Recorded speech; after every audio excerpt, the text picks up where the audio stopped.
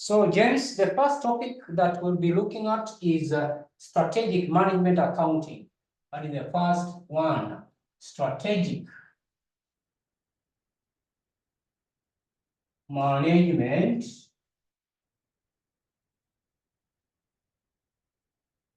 accounting. And in the first one, we'll be looking at two. We'll look at what we call cost estimation. Cost estimation. And interpretation. Cost estimation and interpretation. Number three, the third topic is planning and decision making. Planning and decision making.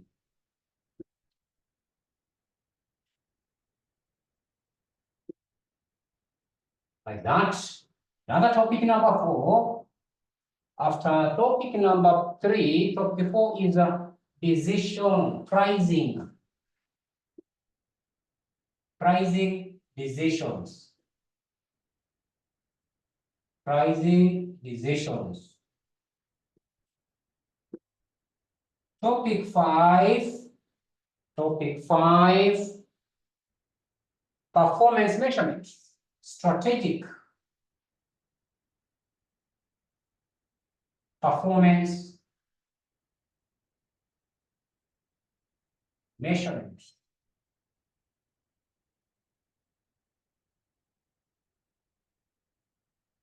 Strategic performance measurement, that is the fifth topic.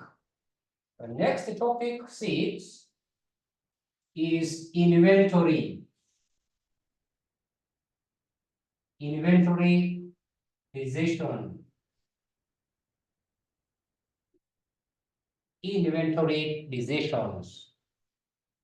Then we have budgetary control. Number 7, budgetary control. Budgetary control and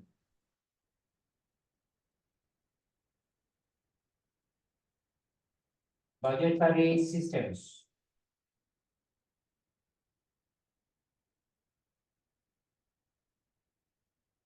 And the budgetary systems.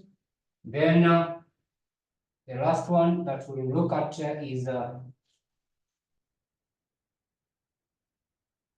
environmental.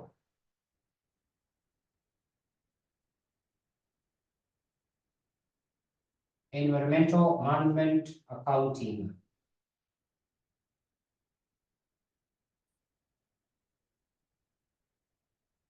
Environmental management accounting. So, my good people, those are the topics that we have under advanced MA. So, allow me to elaborate more so because topic 1 is just all about theory. That one I'll tackle at one point in time. Topic 2, cost estimation and interpretation. It deals with sometimes you might have encountered those particular cost estimation methods. Number 1, because we are under topic 2, so we'll be dealing with what we call the cost estimation methods. One is industrial engineering. Industrial engineering, as advocated by Arnold Fayot. Another aspect there is accounts analysis.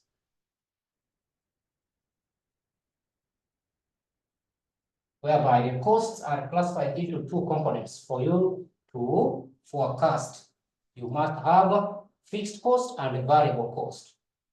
Another cost estimation is the high-low method. High-low method. It takes the form y equals to a plus bx, where y is the dependent variable, x is the independent variable. Good example, production cost against the machine hours or labor hours. If the company using labor intensive or machine intensive. So those are, we can use that one. High-low method, we identify the highest month that we have used highest number of machine hours or labor hours versus the lowest month. So this technique, it uses only 2 points to come up with a cost connecting equation of the form y equals a plus bx. Are we together? Enoch, not Enoch, James. Ruth, how are you? We are together. Ruth. I'm good, sir. Better than never. Sorry, I came late. I was in church. Okay, it's good. So under topic 2, these are the breakdown that we are having there. Then another one is regression. Regression analysis is also another method of forecasting. We take the form y equals to a plus bx. So under regression, we use all the observable data given, but high-low method, we depict only 2 points, highest and lowest. Good. Then the last one we can have there, number 5, is learning curve. Learning curve, sometimes called non-linear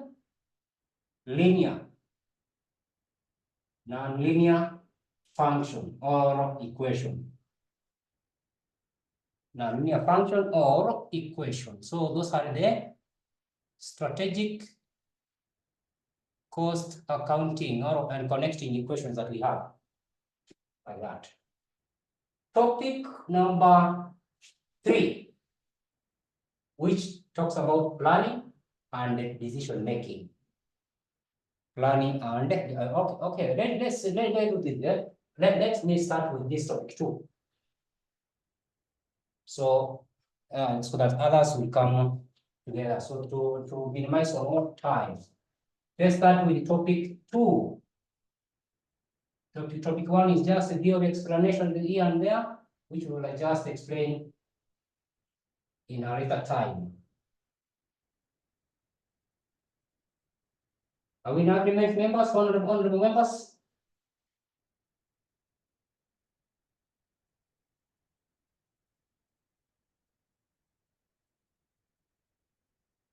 Topic 2, cost estimation and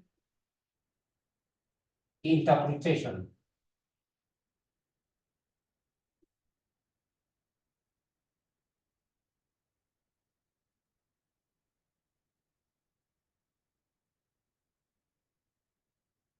So let's start with learning curve.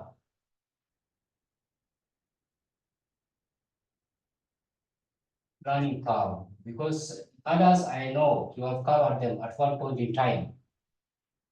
So let's start with learning curve. So my good students, learning curve, the concept behind there is that when you are introduced to a particular task for the first time, you tend to take more time and produce less units. So therefore, as you do that particular job more concurrently, you gain experience as well as confidence in that particular job. So therefore, the time that you take to produce unit number 1, the first unit, is not the same time you will take to produce 10 units. Time reduces as you gain experience and are confident to produce subsequent units. And therefore, the curve is normally drawn like that. That is the curve of what? Learning curve. Decreases, time decreases as units increases, but it will reach a point whereby you are a veteran, you are an expert, taking constant time. That's why the curve slopes like that. Then it reaches a point, it is parallel to the x-axis. This is where learning curve stabilizes. you'll be taking constant time, equilibrium time, to produce the particular units. Are we together?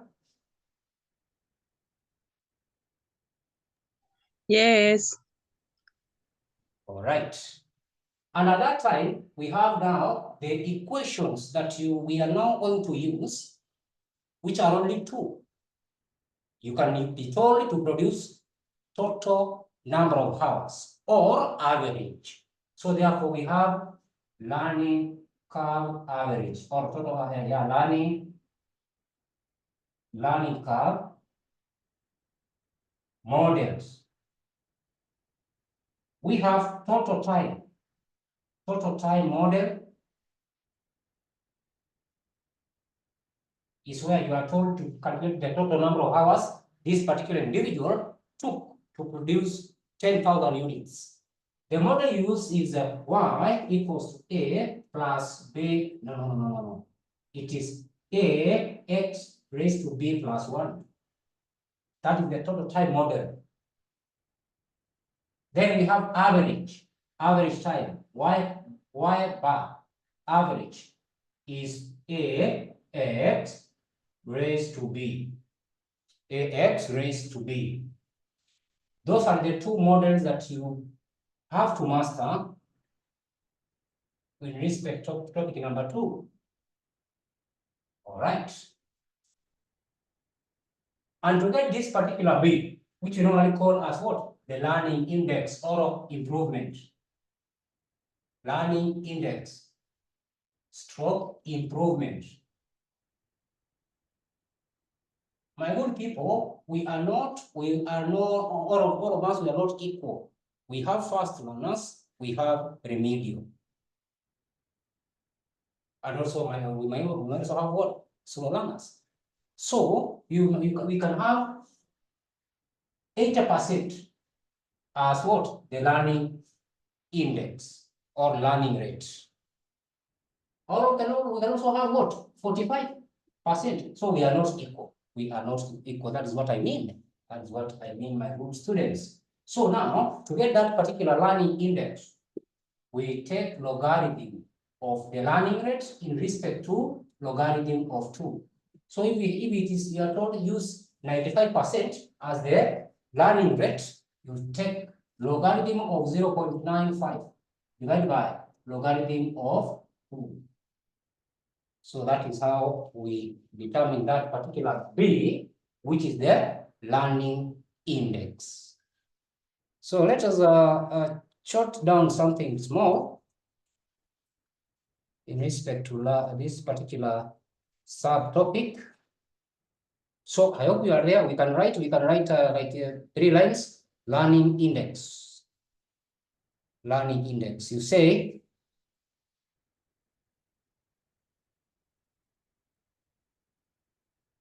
when a task is manual, and repetitive in nature, when a task is manual and repetitive, in nature, as well as performed by the same individual,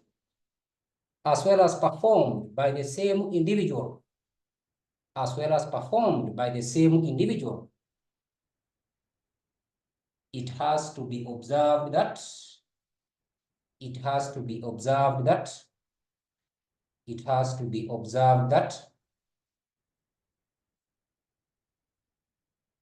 time to produce the first unit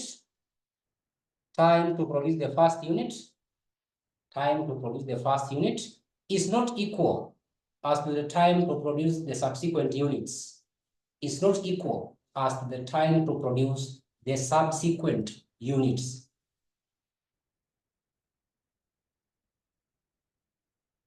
Reason being, there is no experience, and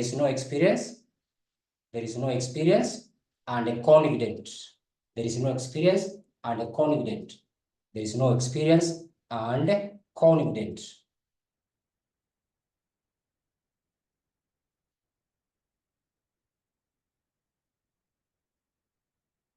The concept follows that The concept follows that. Hope we are together, if we are together. If there is any variation, you comment. The concept follows that. As output increases,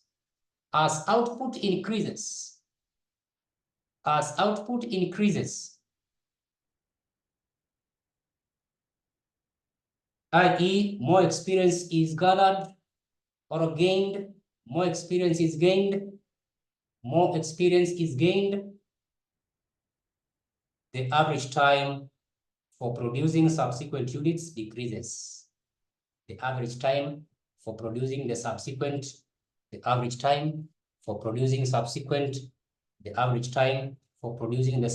units decreases.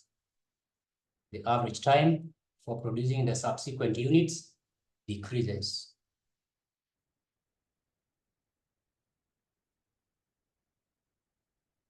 Okay, Jemo, later. I can see you later.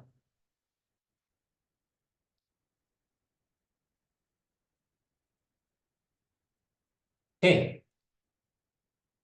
Learning curve portrays an inverse relationship.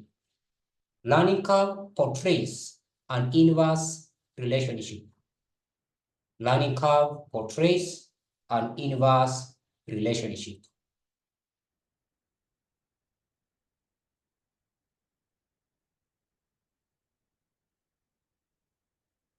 Good.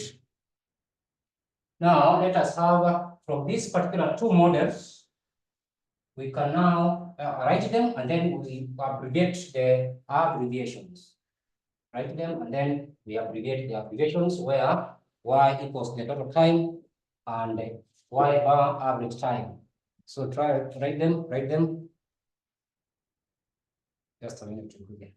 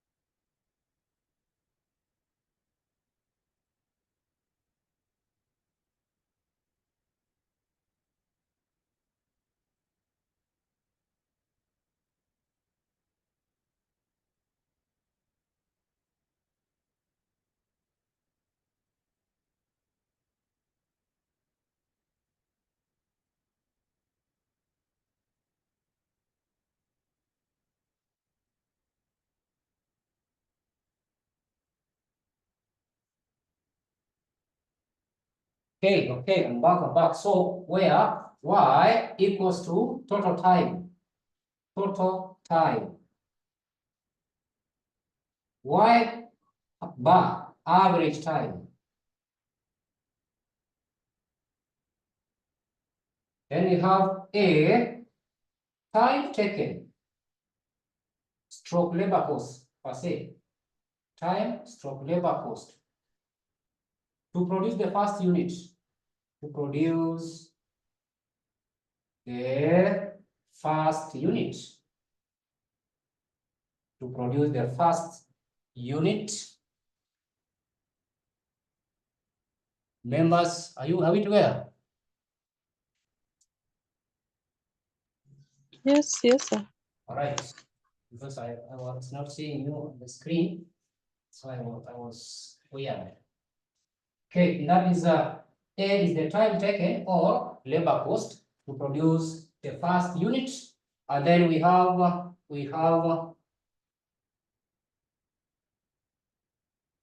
that is X. This is the output level. Then B is the learning index.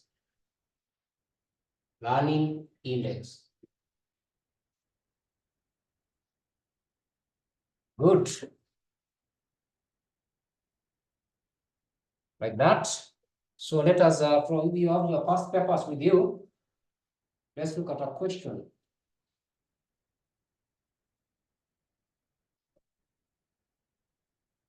Like now here I have November 2019, question number 5C. November 2019, question 5 part C.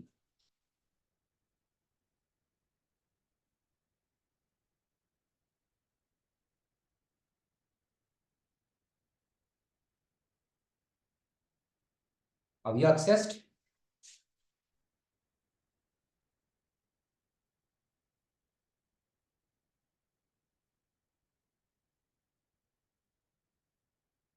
November 2019, question number 5C.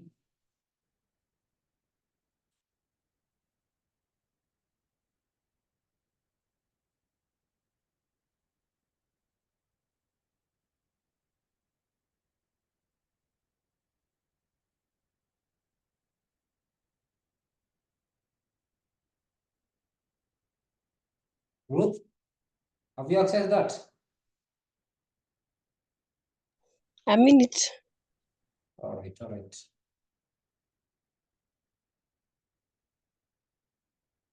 What about James?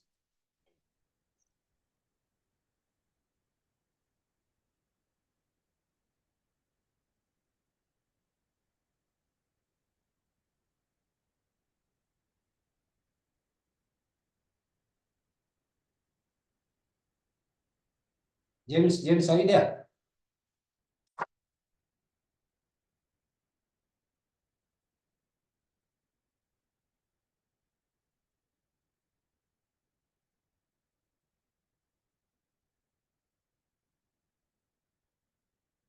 James, communicate.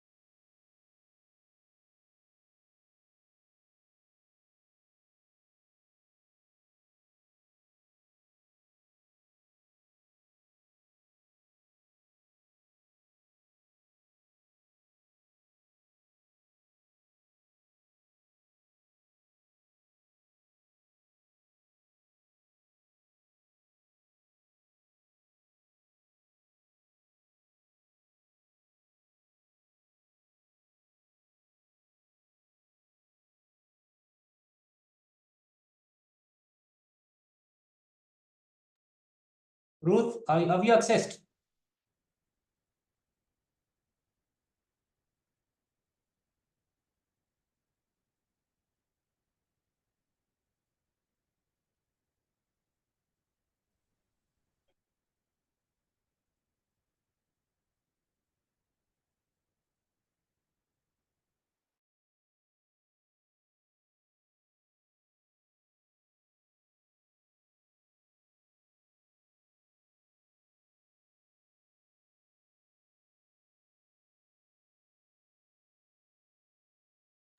You are saying November 2019, question 5C or B?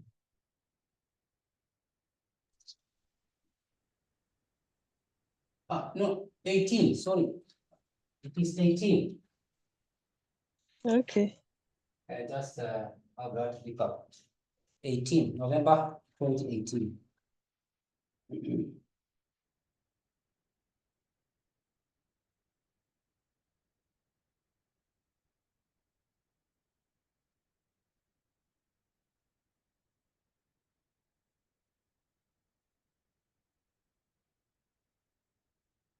Yes, yes, I'm there. That is the exact question. Okay. So let's see on how to tackle it. You are told Z Limited has received an order to supply 30 units of product A. So we have an order there. So we need to supply these 30 units. So far, 14 units have been completed. The first unit, the very first unit required 40 direct labor hours. And a total of 240 direct labor hours have been recorded for the 14 units so far. Additional information number 1, the production manager expects an 80% learning effect for this type of work. The company uses standard absorption costing. 3, the costs are attributable to the center in which product A is manufactured are as follows. Direct materials, we take 30 shillings per unit. Direct labor, we pay 6 shillings per hour. Variable overheads, 0.5 per direct labor hour.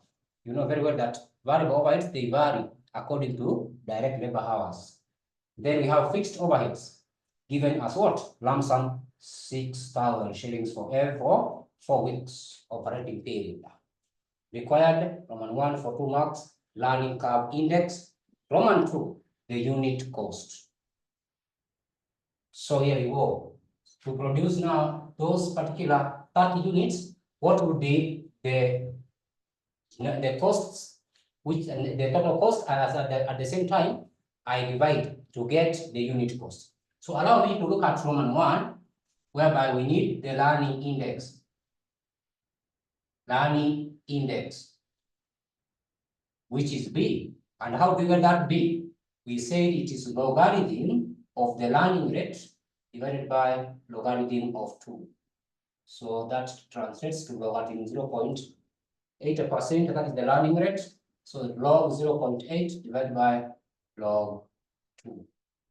That one brings how much? Root and the company. Do the arithmetic,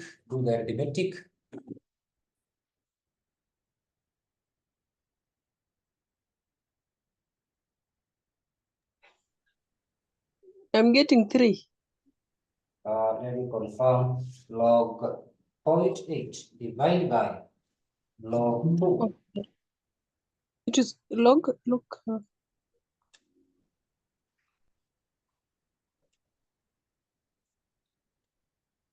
I'm having negative Yes, 0.322 if I can round off. Confirmed? yes, it is negative 0.321. Yeah, if we round off, it comes to that particular figure. Therefore, B plus 1. Add 1 to that particular figure that is in the screen. So I add 1, comes to 0.678. Ruth, James, do you have the group? Do you have the group in respect to James?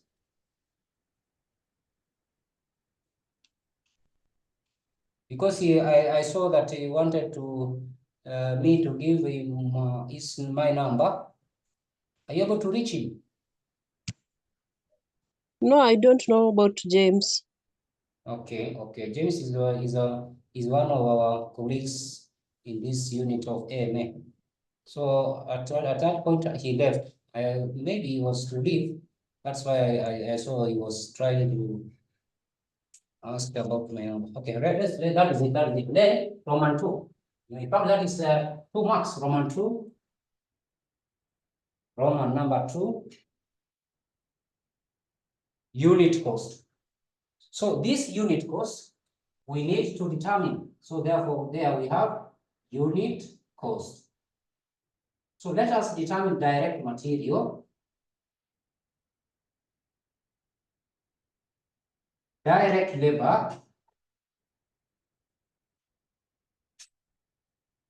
Variable overheads.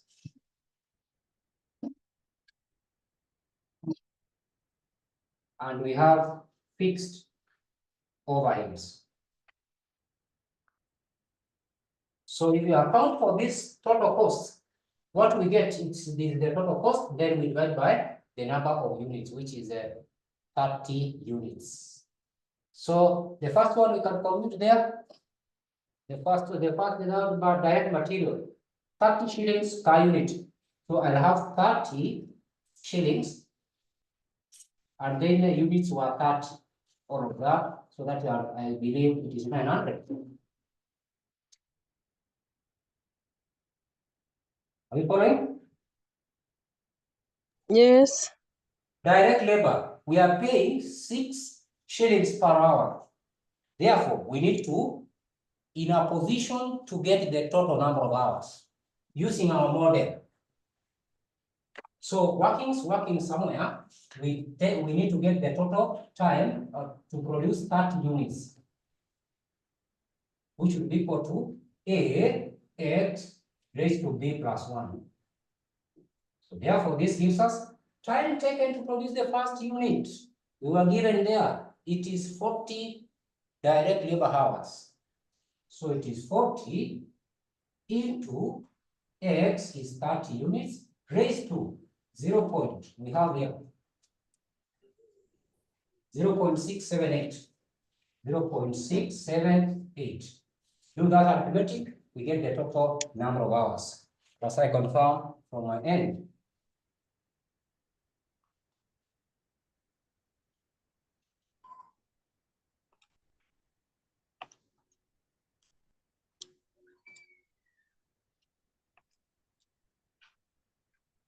For one, I try to follow 4 for 1.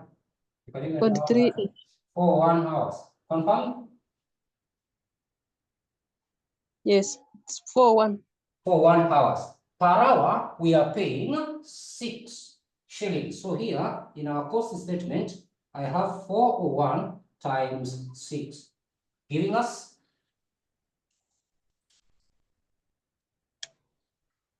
2406.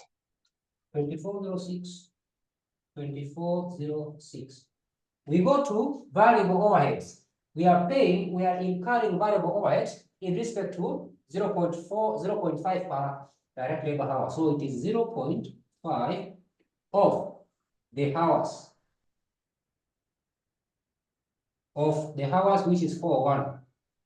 Total variable overheads will be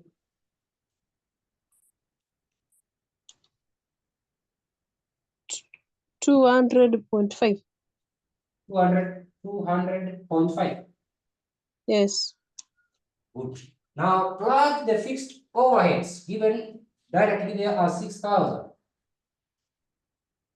Then you get the total cost.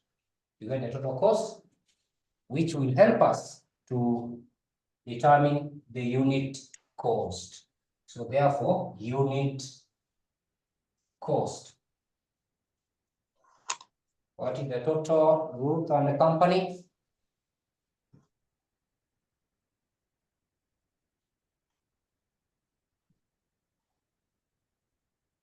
Thank you, ready to.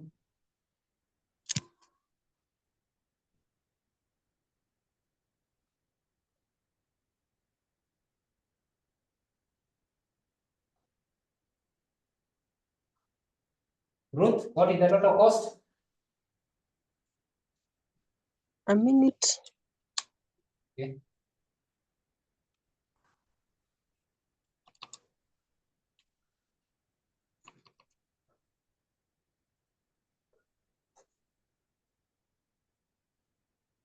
I'm getting 9,506.5. Okay, 9,500 500. and 506.5. 0.5. That is the total cost. Unit cost, I divide by 30. To get those particular marks allocated there to be 6. That is the way Is to it go. 316 or 317? 317, eh? Yes.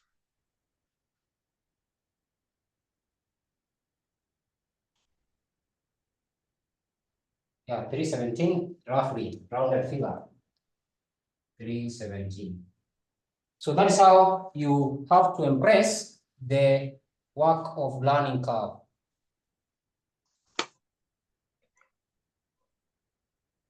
Let me look at, there is another one.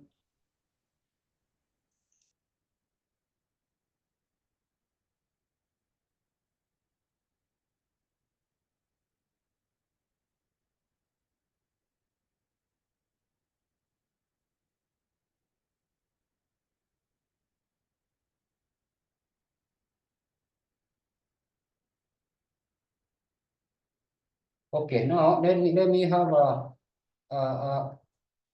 question I'm giving you here with what we do together. So you can say number 2, consider the following information. Consider the following information. Consider the following information. A meaning the time taken to produce the first unit. Time taken to produce the first unit. So A is 5,000 hours. R is 95%.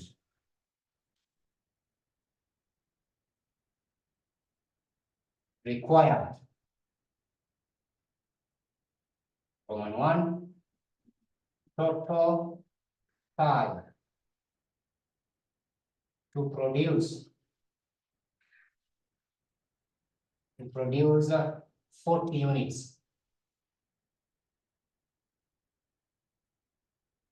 Roman 2. Average time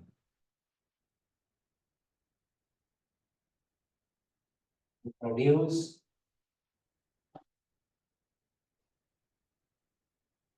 40 units. Another one is total time for units 11 to 25. For units 11 to 25, and at the same time, average time for units is 11 to 25. And the last one is total time for 30-second unit. Total time for 30-second unit.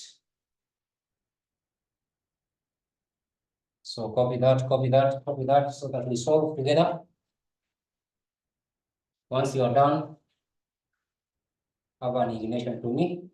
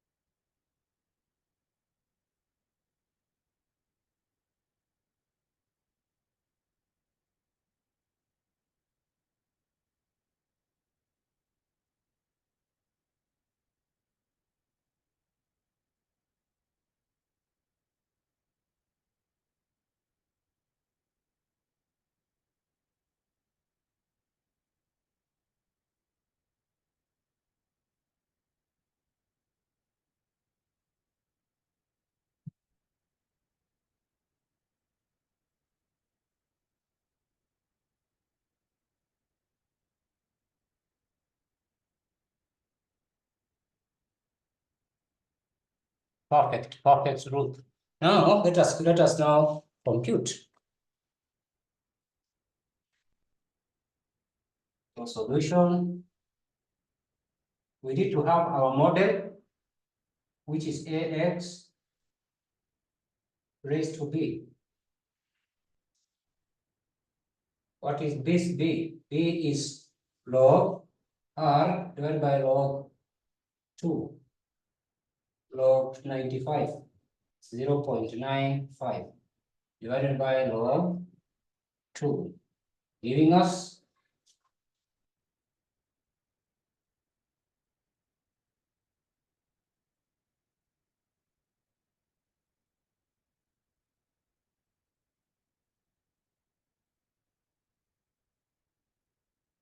0.0321. Is it correct?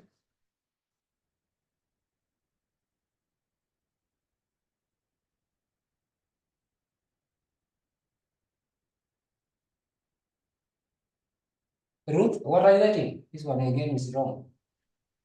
I'm getting negative 0.07. Yes, that is the correct one. I used the log button. Negative 0.070. Add 1, b plus 1.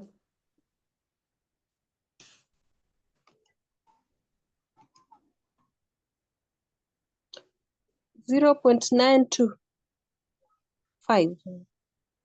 0.925.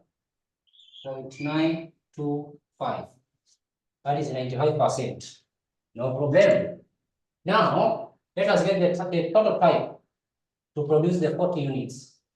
So there we have y 40 should be equal to time taken to produce the first unit, 5,000 hours we have there. So that is 5,000 into 40 units, I raised to 0.9925. So that one gives us how many lump sum of hours to produce the 40 units.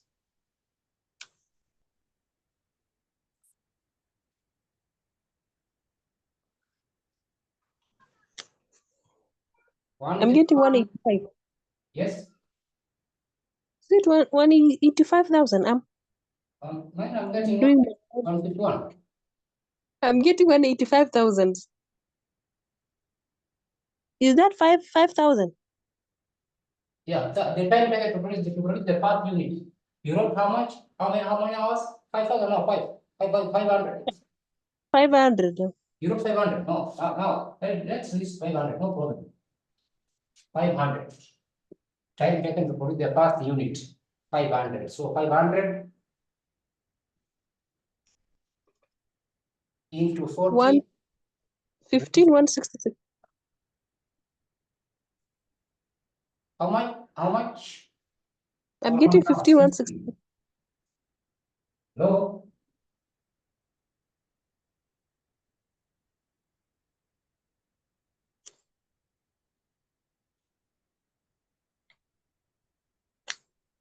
$15,166 Yes.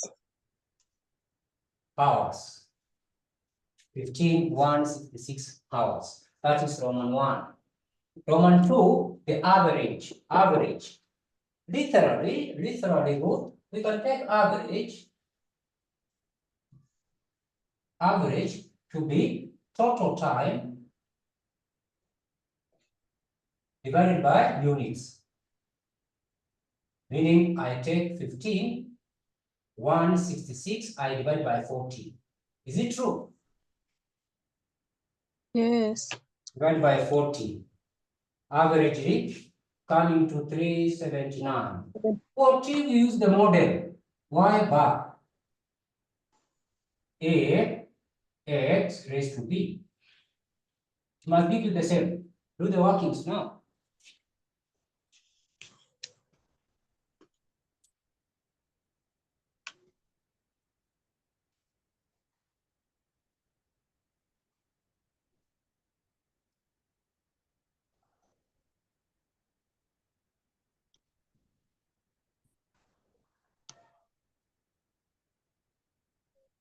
I'm getting 18,500. 18. Yes, 500. Oh, that is wrong. Let us employ the formula. This gives us 500 into 40 units. B is negative. Negative what? Where is it? Where is it negative? Negative 0.07.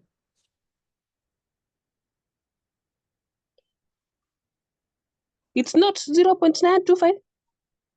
Oh, this is after +1. I want negative. No, the formulas are different. Oh, okay, sorry.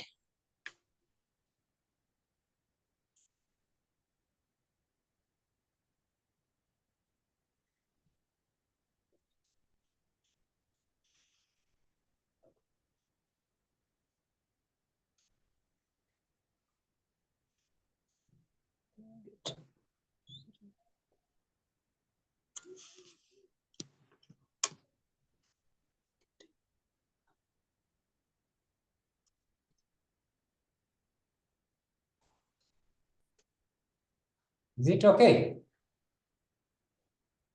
Because I'm getting I'm getting 15 for 48. 54. No. Oh, Do, maybe there's finish with bracket first. Use body mass. I was told in kindergarten to use body mass.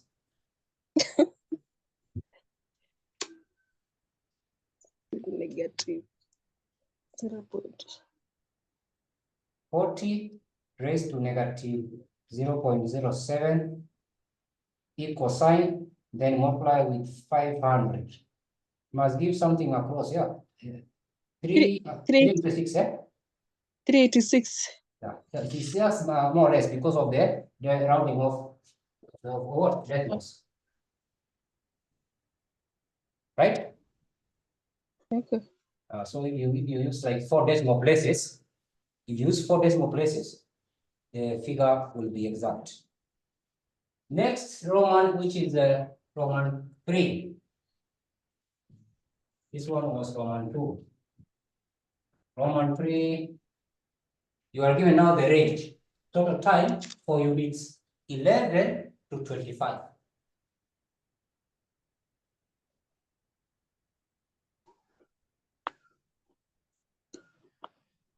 Time taken to produce units 11 to 25. Here we go. Be very keen. So it's meaning that we must account for 25 units, the time taken to produce the 25 units. Then we exclude 10 units because here unit 11 is under analysis or is under consideration. So that means you will take total time for 25 minus total time for 10 because the 11 it is needed under analysis together. Yes. So that is how you are supposed to write 11 to 25. You take 25 minus 10. So employ the formula. Employ the formula. So that one is this one is 5,000 or 500 into 25 raised to 0.925 minus 500 into 10 raised to 0.925. Please give me the number of hours to produce those units.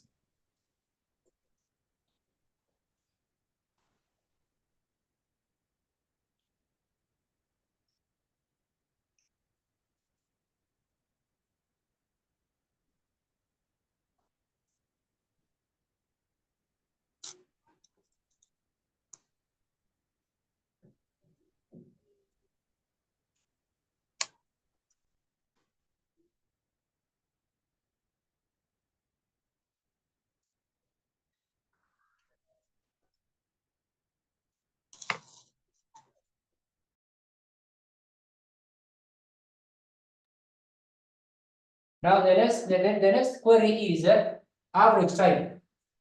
Let's look at average time. Average time for units 11 to 25.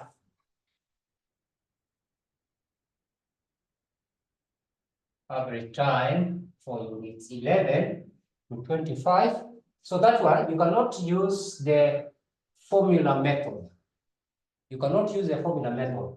That one will give us negative, but negative, you cannot have negative or negative hours. So in that case, total time, or not total, but average for 11 to 25, we just use the literal way to take the total time 11 to 25 divided by units produced.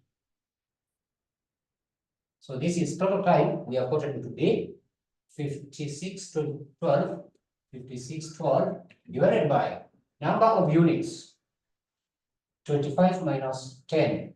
Those are the ones that were produced. So 25 minus 10, that one gives us 15. So you get 25 minus 10. That is the average time. You follow through?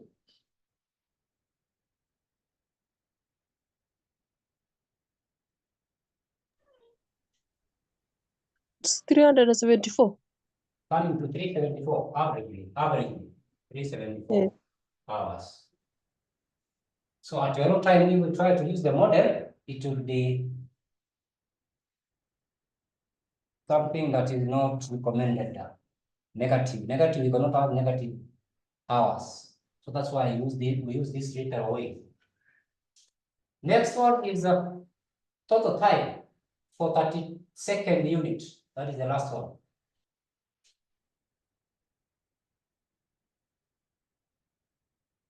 Total time for 30 seconds. That is number 5. Why 30 seconds? So that this means that we are producing not 32 units. We need 30 seconds. And therefore, it is only 1 unit. It is only 1 unit. So in that case, we say it is total time for 32 in lump sum minus total time 31st.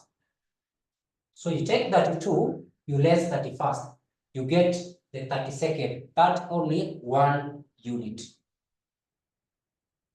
Are we together? Yes, I'm following. All right, so employ the formula.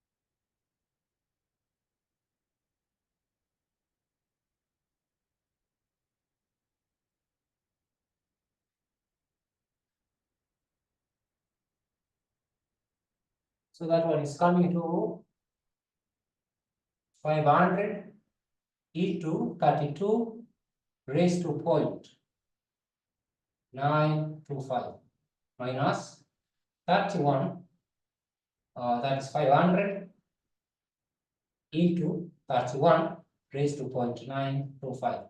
What is the answer? I'm getting 357. 357. 357. Yes. That's too much.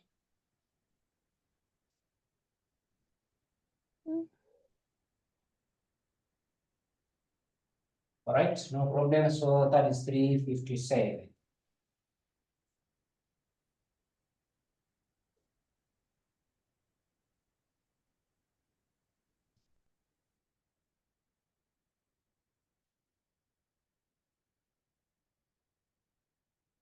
Perfect. So that is how you have to, sometimes I've just given you this particular exercise.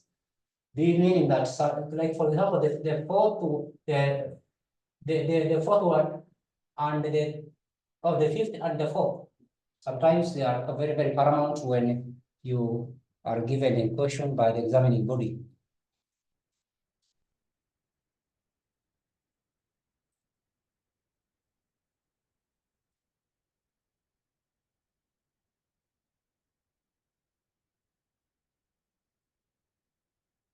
Do you need one more, or I give you like an assignment?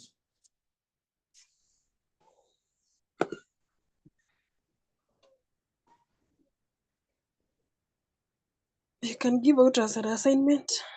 Yes, and then we proceed with the next one.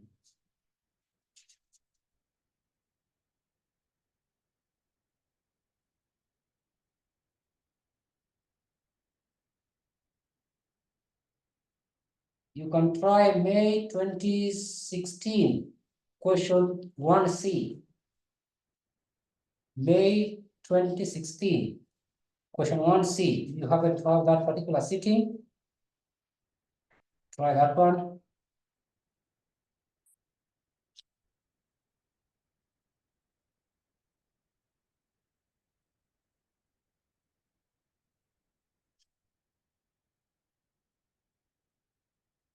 As well as May 2015, question 2A. May 2015, question 2A. So those two questions, try them. If there is any area that we have not understood, we can revisit. Right? Yes, okay. Now let's go to the next method. Next method, which is accounts analysis method.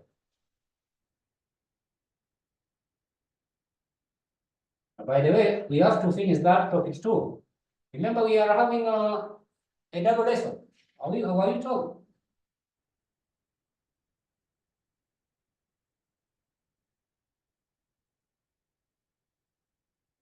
Well, okay. I saw it in the WhatsApp.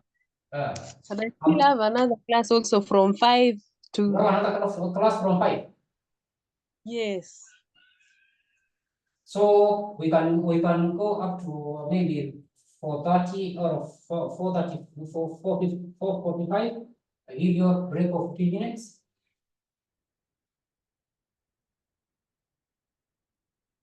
How do you see that?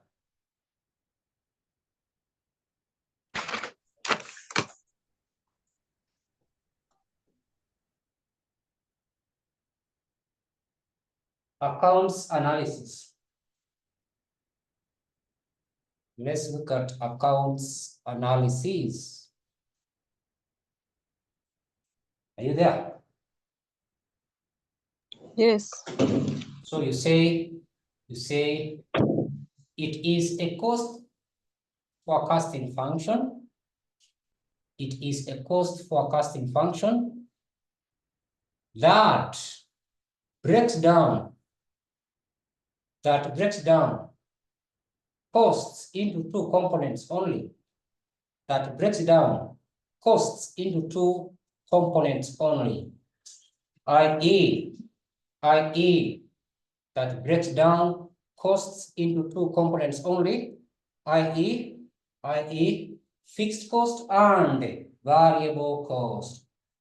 Fixed cost and variable cost. Fixed cost and variable cost. Fixed cost and variable cost. It takes the following form. It takes the following form. It takes the following form: y equals to a plus bx. Y equals to a plus bx. Y equals to a plus bx. It takes the following form. It takes the following form: y equals to a plus bx. Where y total cost, where y total cost, y total cost, a fixed cost, a fixed cost, a fixed cost, B, variable cost. B, variable cost. B, variable cost. X, output level. Output level. Output level. Output level. So we have said A is a fixed cost, B is variable cost, sometimes called the slope or gradient, and X is the output level. X is the output level. So in that case, we must be in a position to account for the two costs. So consider the following example. Consider the following example, Ruth and the company. Consider the following example. Consider the following example for ABC Limited. Consider the following example for ABC Limited. So we have here the details. And then we have total cost.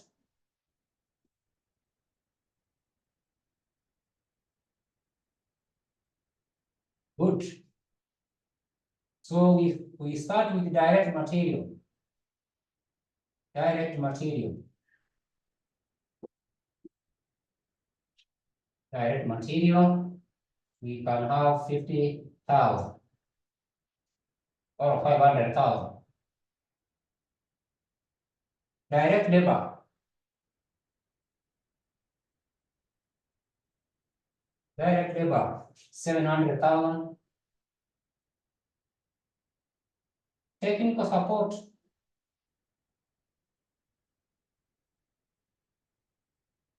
Technical support. Can have 30% fixed. 30% fixed. And in bracket is 800,000. 30% is fixed. Then we have depreciation. Depreciation. 600,000. We know very well that depreciation is a fixed cost. Rent, which is also a fixed cost, maybe 800,000. And then we have administration.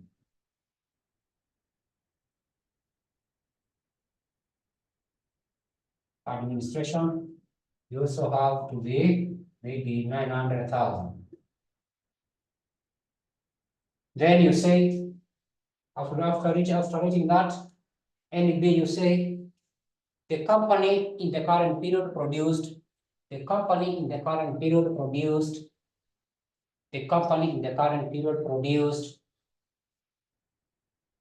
10,000 units, produced 10,000 units, required.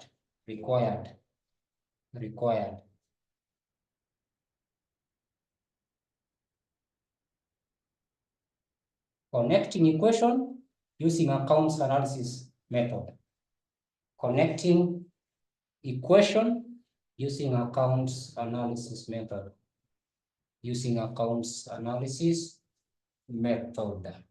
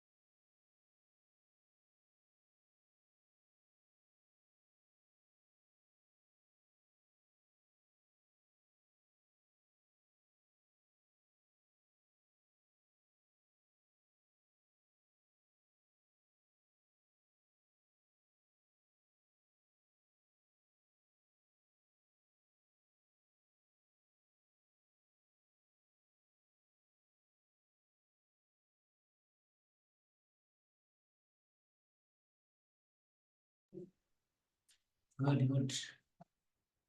So we have the details.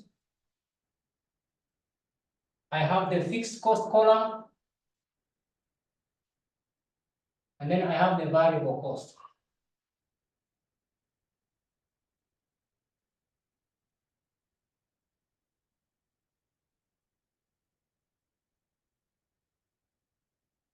You together, Ruth? Yes. So the first detail is direct material. Direct material. We know very well that material, even if you have not, the examiner has not indicated whether variable or fixed material, they are all variable.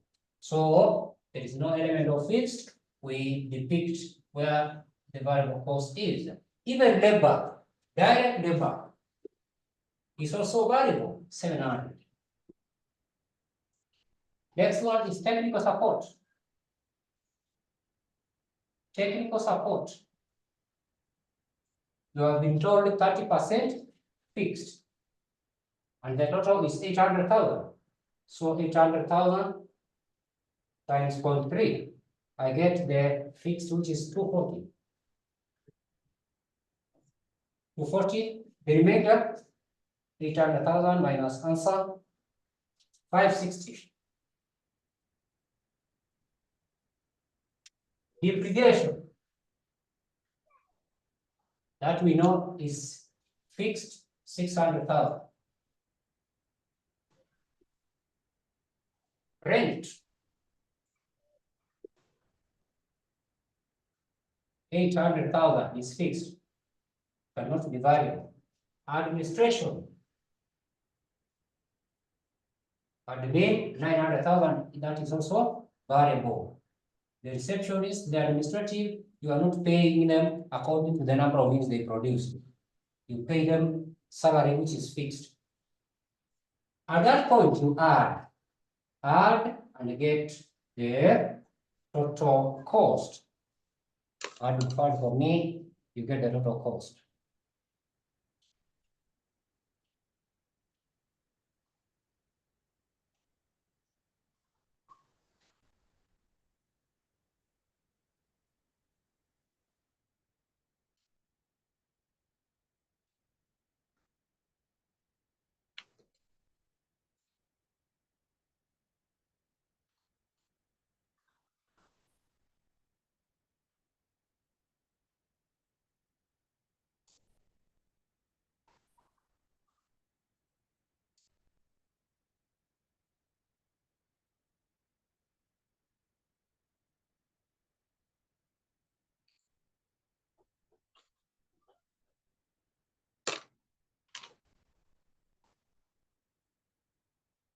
Total fixed is 2,540.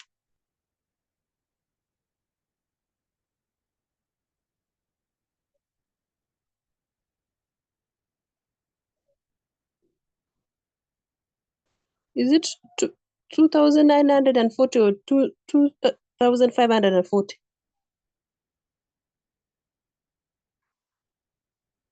Then total variable is 1,760.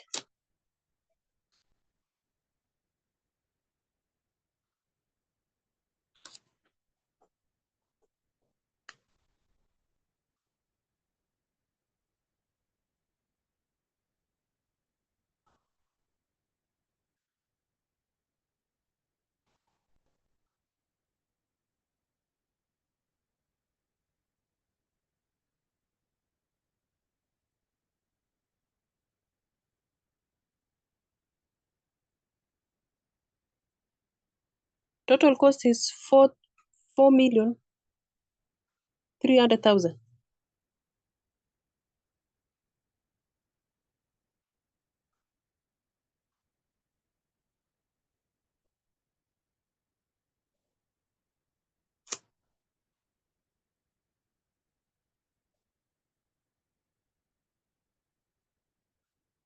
Mwalimu, you are muted. I can't hear you. Okay. After getting the total columns for fixed cost and the variable cost, you use the connecting equation. Y equals to A is the fixed cost. That is 2540,000 plus variable cost. B is variable cost, which is the total is 1760,000. But BX stands for variable cost per unit. Variable cost per unit. At this point, I need to divide by the number of units that were produced in that period. And I gave you to be what? 10,000. 10,000. You divide. So that we can get the variable cost per unit. Variable cost per unit, right? Okay. So Y equals to 2540,000 plus. So if we divide there, we get per unit. Adjust your board, dog. Okay, let me go the other side.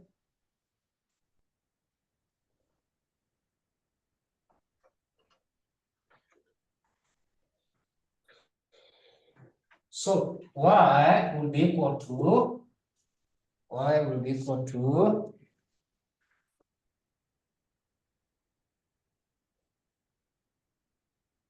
2540,000 plus 1760,000 divided by 10,000.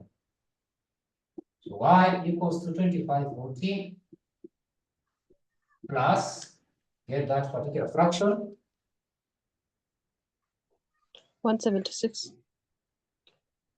176.8. And that is the prediction equation. Mostly in most cases in Roman 2, they tell you compute the total cost. So here LV total cost if total cost if 20,000. 20,000, but you can have as to 20,000 units were produced. 20,000 units were produced. Let's see. So it will be what equals to 2540 plus 176 times 220,000. Are you getting my point? Yes. So in most cases, they know they can go extra mile to tell you to predict the cost, total cost, if the company produces certain number of units. At that juncture, just 10 minutes, we go to the other formula, which is ILO method.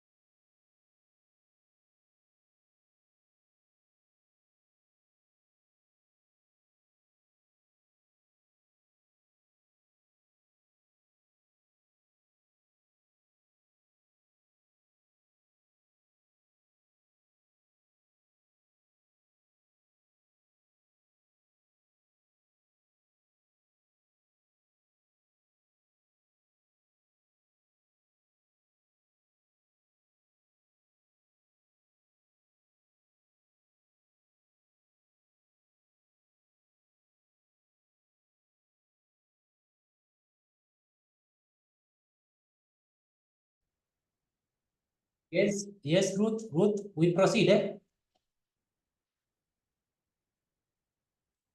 Okay, let's proceed. Now let us handle a high-low method.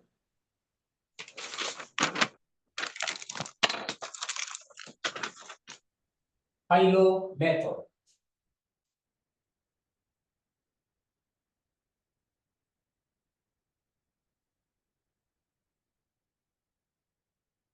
So you say there, it is a statistical technique, high-low method.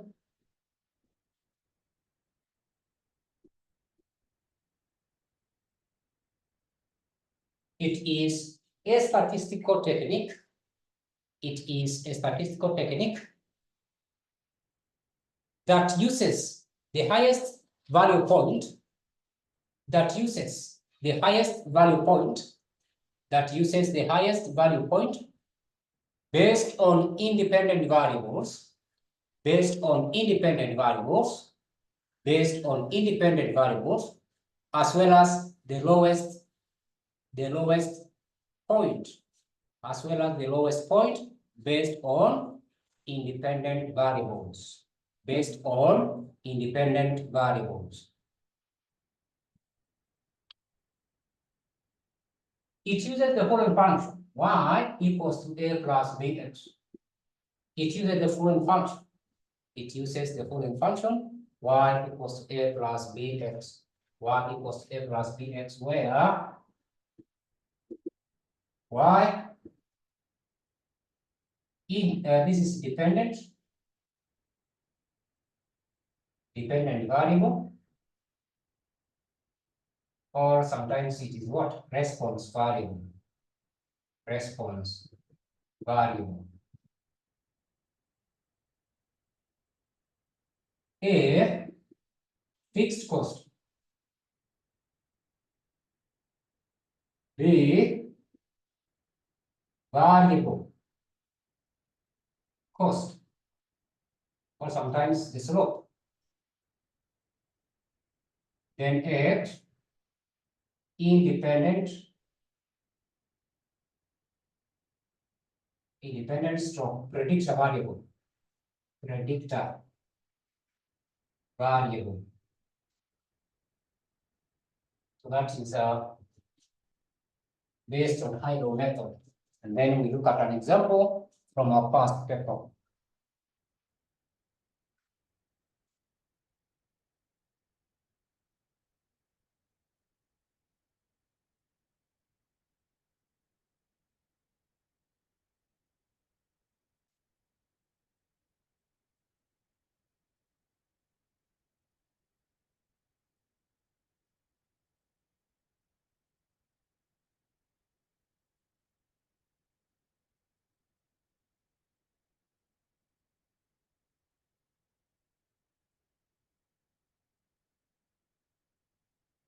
Are you able to access November 2017?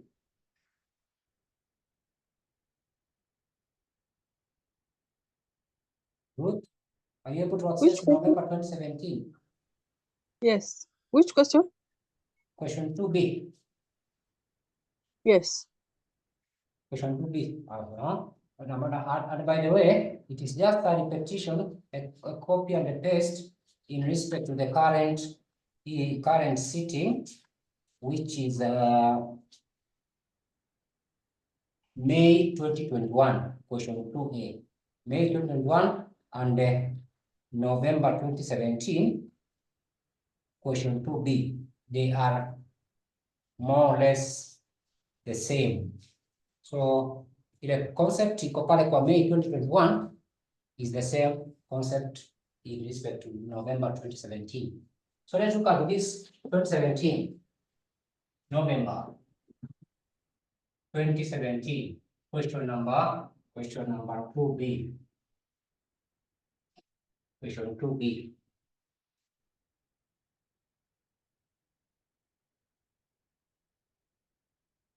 Are you there? So, they are saying Actros Limited, a subsidiary of Masterpack Limited, a producing company,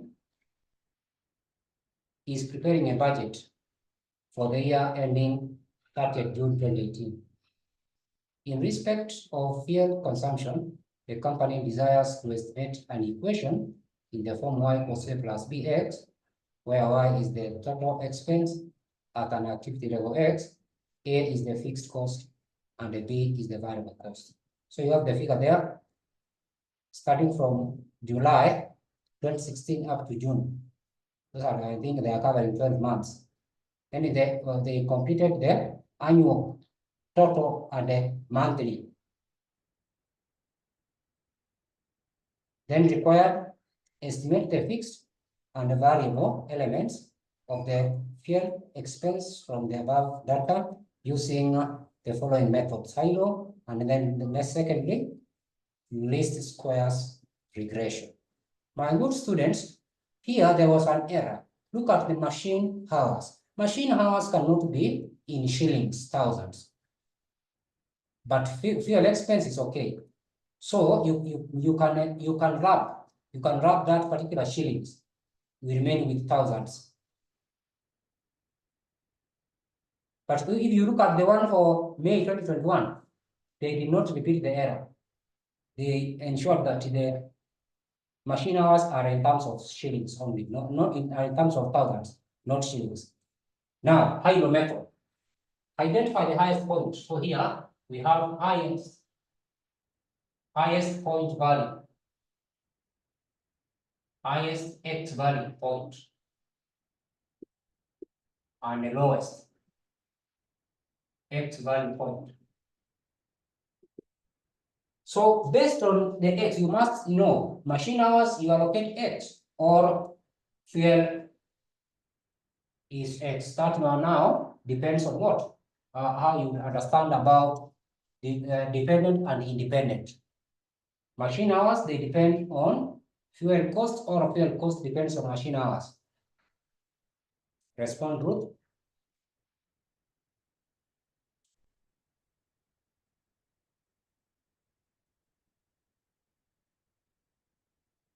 I think machine hours depend on the fuel. Machine hours? Or the other. I don't know. Oh, no. Literally. Okay. Fuel cost depends on machine hours, not machine hours depending on the fuel cost. Okay. Yes, so it is good to have a literal thinking outside the box. So therefore, we ensure that these machine hours, they are going to be sent as X. Then fuel expense cost. So let us depict the machine hours, which is the highest point. Which is the highest point? 48. 48. So there we have 48 versus 680.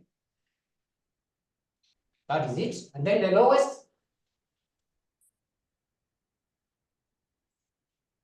26. 26, but they happen to be 2. So you can take any, either January or February.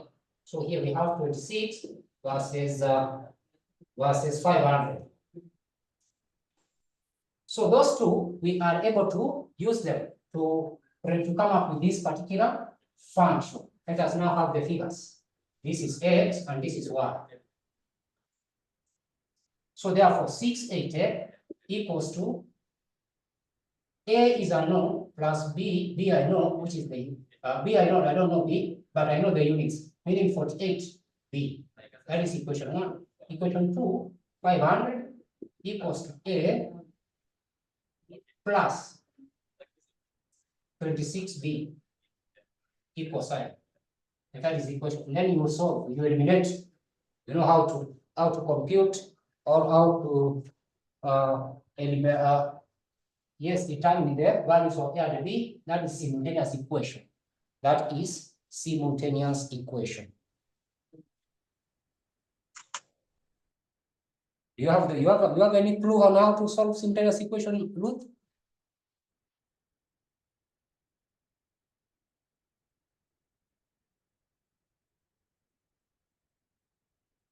You have any clue? Wow, I can't remember. Okay, let us solve together. Let us solve together. So I minus because I want to eliminate A. So minus 680 minus 500. You remain with 80 equals to A has disappeared or degenerated. Let us 48 minus 26, 22. B. So you divide both sides by 22, you get what? B, which will be 180 divided by the answer in the screen, 8.1818. Are you following, Ruth? Yes, I'm following. All right. Now, having gotten A, let us go back any of the equation we solve for B. So you have 680 being equal to A unknown plus 48 into 8.1818. 680 equals to A plus the figure I have there, I multiply with 48. That one gives us 392.7227. 7272. 7272. To 4 days complex is okay. 7272. So to get this A, this one comes on the other side. So A is not always you show the examiner. So just give A equals to 680 minus that answer. 287.2772. 27, that is. So therefore, our function should be equal to 287.2727 plus B is 8.1818, and that is the equation they wanted when you use Hilo method.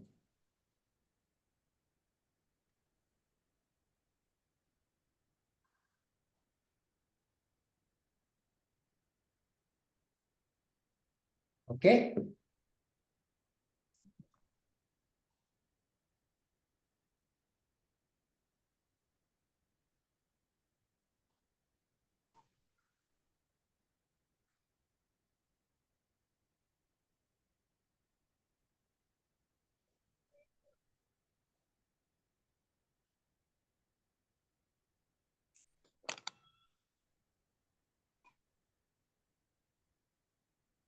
Is it okay, Ruth?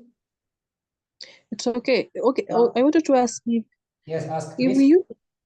we use the second equation, are we able to get the same equation?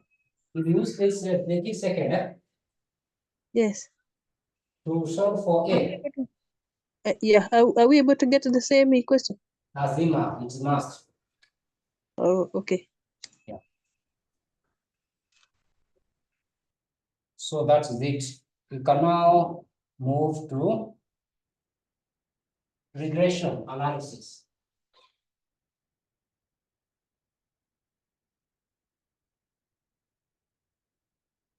Regression analysis.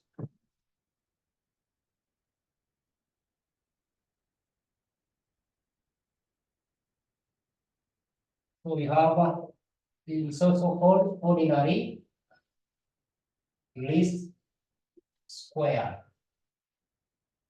method. Stroke simple linear regression. Simple linear regression. So that is the method we are going to look at. So if you are ready, you can say it is a forecasting technical equation. It is a forecasting technical equation. It is a forecasting technical equation that uses all the observable data, that uses all the observable data that uses all the observable data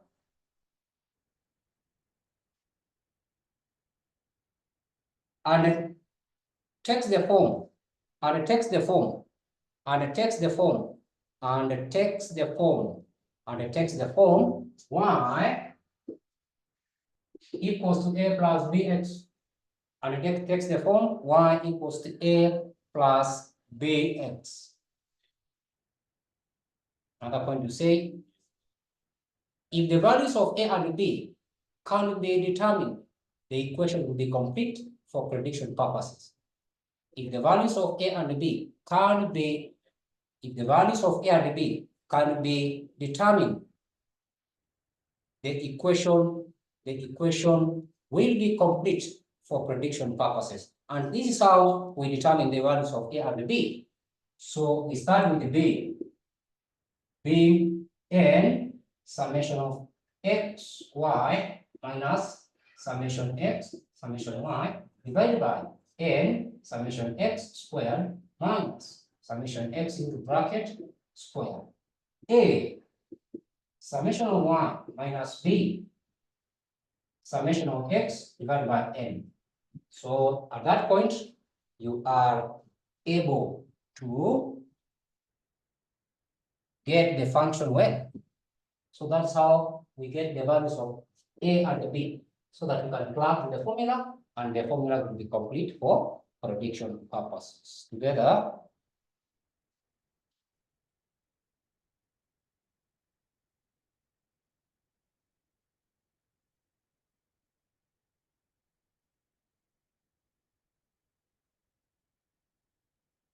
so we can use our connecting link, which is the one that we have done, November 2017, question number 2B. This one that we have here, November 2017, question 2, part B. Roman 2, they are saying we use this particular function. So in that case, we have the layout like this. We have the month of 2016, July, August, September, October, November, December. Then you go to 2017, January, February, March, April, May, June. Then we have machine hours, column for machine hours. Machine hours, which we have said we will abbreviate as X. So machine hours, let us have them there. Figures in the thousands. So number them 34.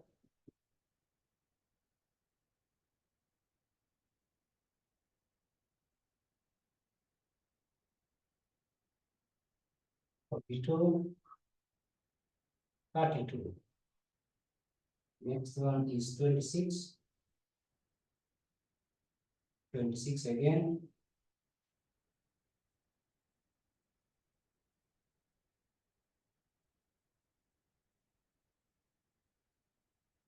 Then I go to fuel expense column.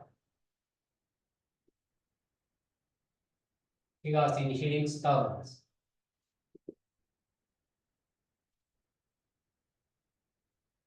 $640, $620, $640. Another one is 590, 500, 530.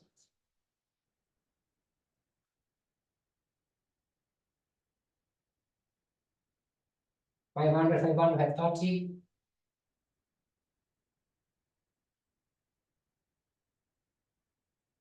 And 550, 580. Last three, 680.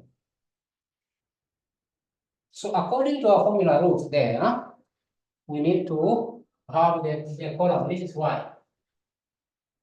We need to have the column for x squared and xy, so that we can get the totals.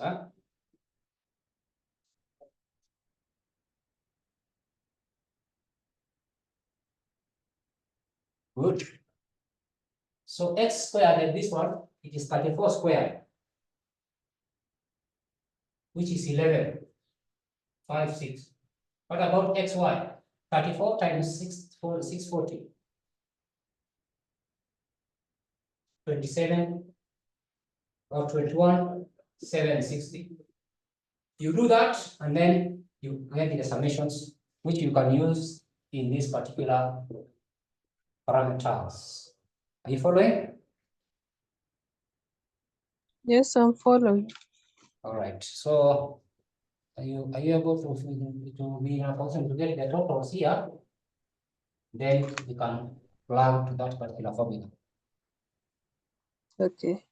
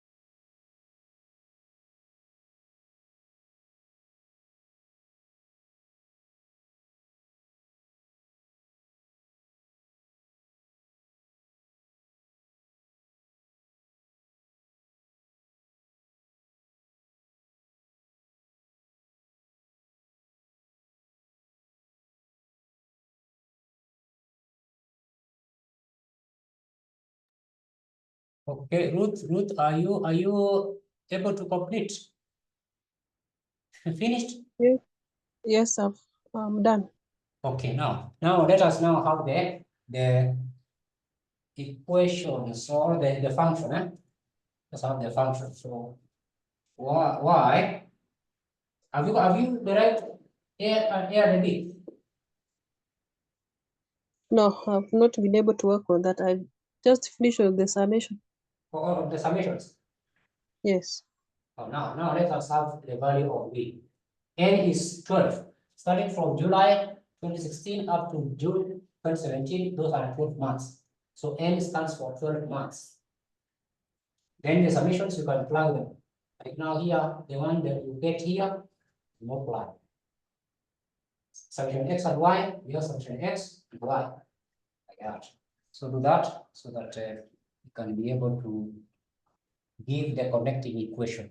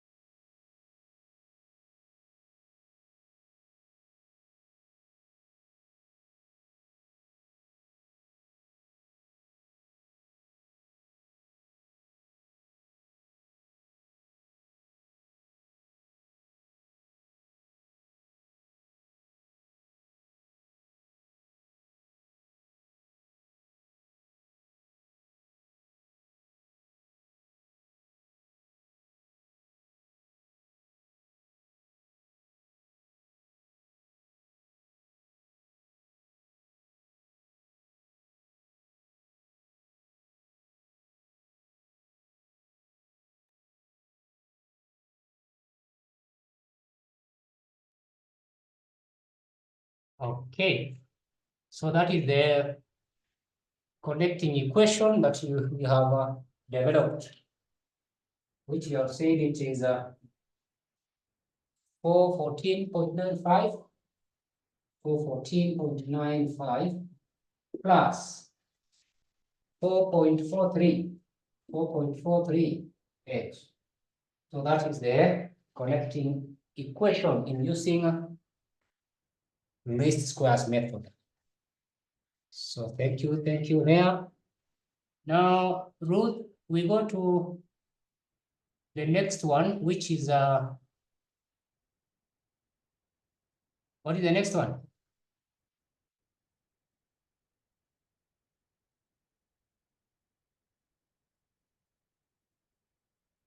Ruth?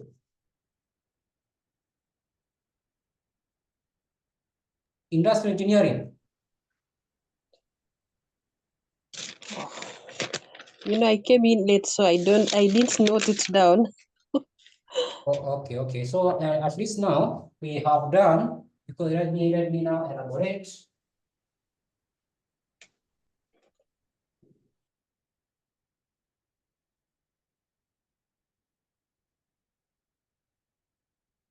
So under that topic, the first is accounts analysis.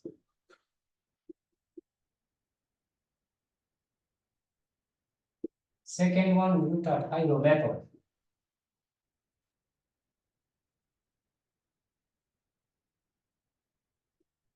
Then third is linear regression or least squares method. Least squares.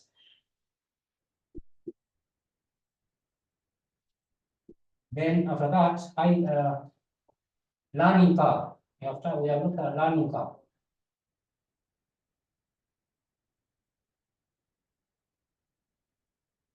Then the last one was industrial engineering.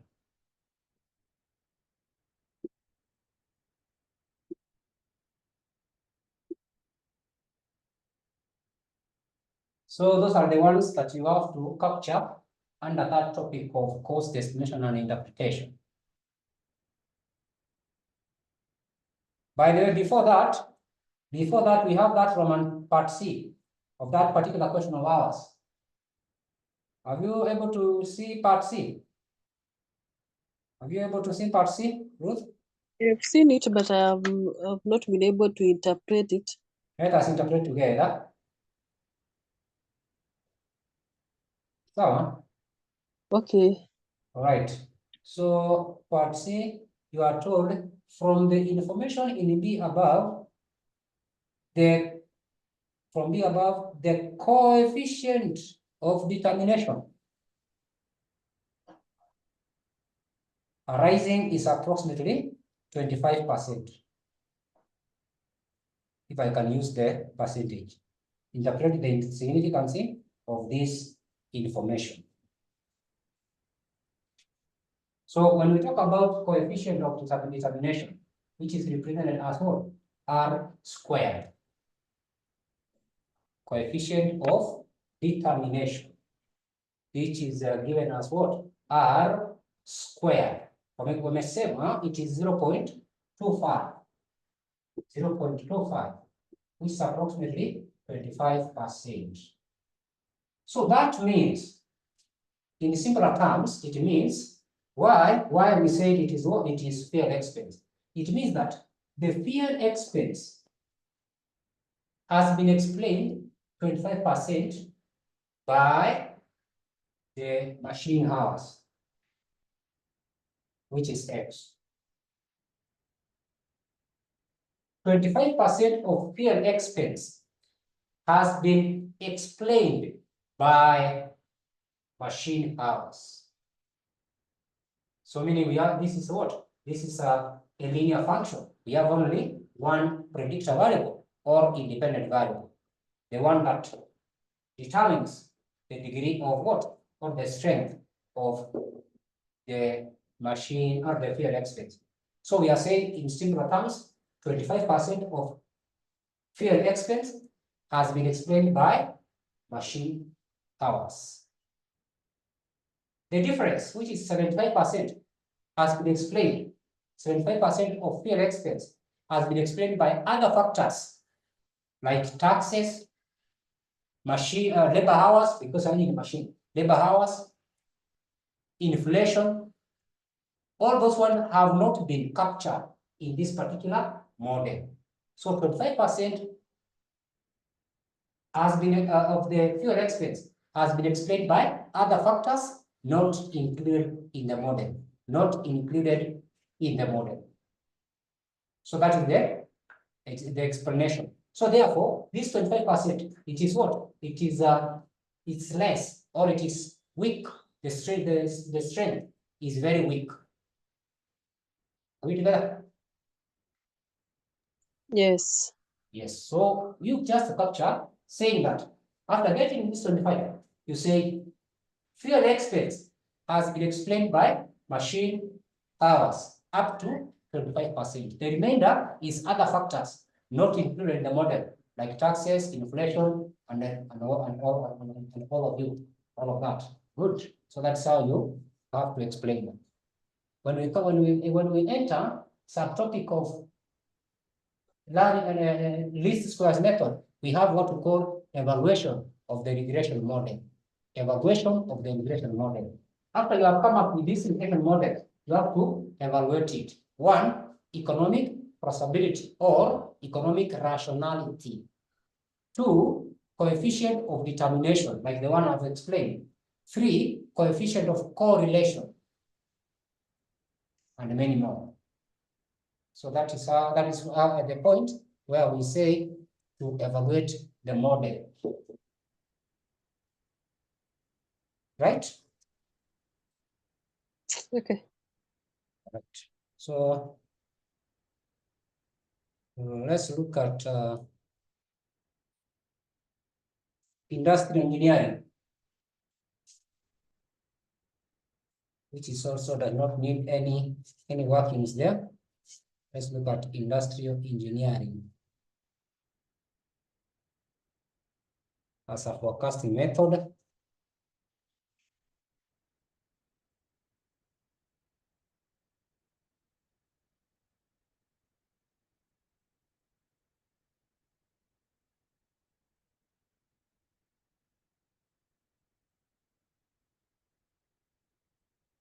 So you can say there's something there small. You can say under industrial engineering, you can say it is a method that uses analytical work measurement. It is a method that uses analytical work measurement. A method that uses analytical work measurement. That uses analytical work measurement to derive a relationship between to derive a relationship between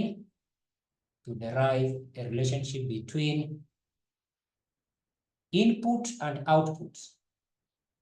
Input and output. Input and output. Input and output. Another point to say, this method can only be used in a scenario where this method can only be used in a scenario where there is a clearly observable. There is a clearly observable in a scenario where there is a clearly observable input-output analysis. There is a clearly observable input-output analysis. Input-output analysis.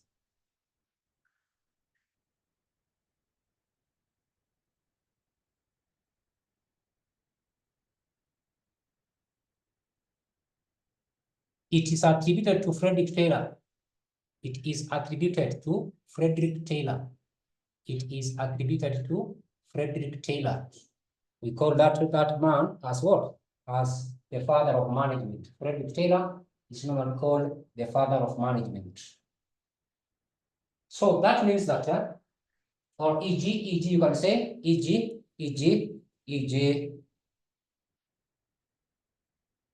time and motion. time and motion, direct labor, direct materials, etc. etc. So that means if yesterday you incurred shillings, maybe 5,000 to travel a kilometers of 10 kilometers. Now, what if today you want to incur 7,000 shillings as what? As the fuel cost. Well, how many kilometers will you cover? So that is the relationship between output analysis. Input and output analysis. You just use historical data. So that is all about industrial engineering. That is all about. It's just the concept there is no computations. You just explained what we mean as what? Input, output analysis. It is a method that uses a relationship. Relationship is there being input, output, so that you can be able to estimate the cost you incur. Like I said, for example, yesterday, 5,000 shillings of fuel covering 10,000. 10 kilometers. What about 7,000? Then you can be able to depict the amount of fuel cost you are going to fill your car.